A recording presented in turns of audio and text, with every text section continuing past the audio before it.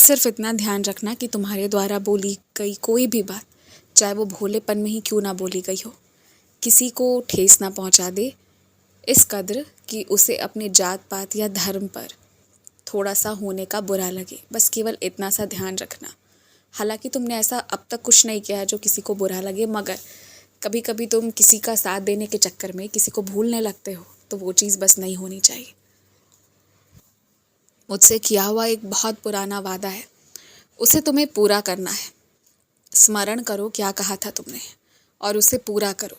और जिस पाठ को पढ़ने का तुमने संकल्प लिया था, अगर वो किसी कारण से रुकावट आ भी गई है, फिर भी उस संकल्प को पूरा करो।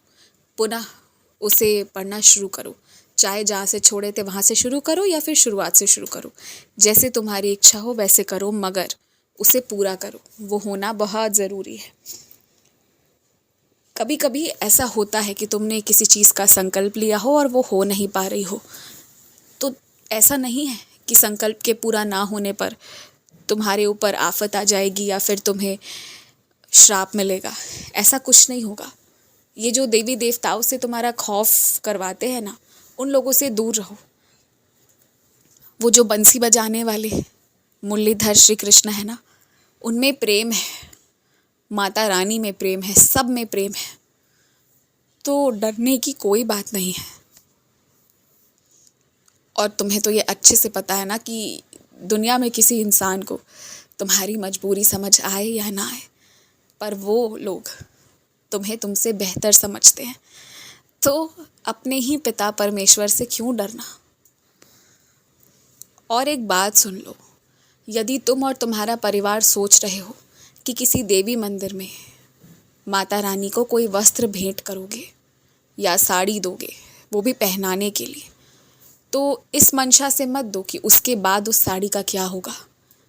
ज़रूरी उसके बाद क्या होगा वो नहीं है। ज़रूरी ये है कि उस पल पर जब माँ भवानी ये स्वीकार करेंगी कि तुम्हारे दिए गए उस भेंट को वो धारण करेंगी, वो सबसे सुनहरा पल होगा। और उस पल के लिए ना, तुम जैसा अपने पहनते हो ना, उससे बेहतर ही लेने की कोशिश करनी चाहिए, उससे कम की नहीं। तुम ये मत सोचो कि उसके बाद किसके हाथ में दे दिया जाएगा, क्या होगा, बाद क्या होगा, उससे कोई फ़र्क नहीं पड़ता है। मगर उस वक्त, जिस वक्त के लिए तुम वो ले रहे हो, वो वक्त सुनहरा हो। इसके लिए जो साड़ी लो, जो वस्त्र लो, वो बहुत सुंदर लो।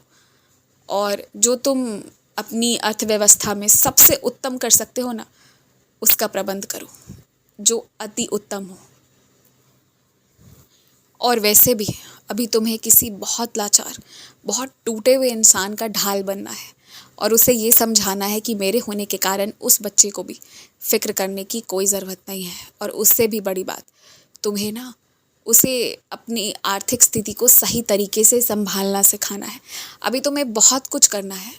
और रही बात तुम्हारी ना, तो मेरी बात को बहुत जल्दी समझ जाते हो, सीख भी जाते हो। तुम्हें बहुत जल्दी सत्संग जाने का मौका मिलेगा। जिस गाड़ी से जाओगे और जो वो उस वाहन को चलाएगा, उसे नीचे खड़े मत रहने देना कि वो तुम्हारा इंतज़ार करे। उसे भी उस सत्संग में ले जाना और उस जो भी प्रसाद मिले ना, उसे भी खाने को कहना। ये काम तुम बस मेरा करते रहना। खुश रहो।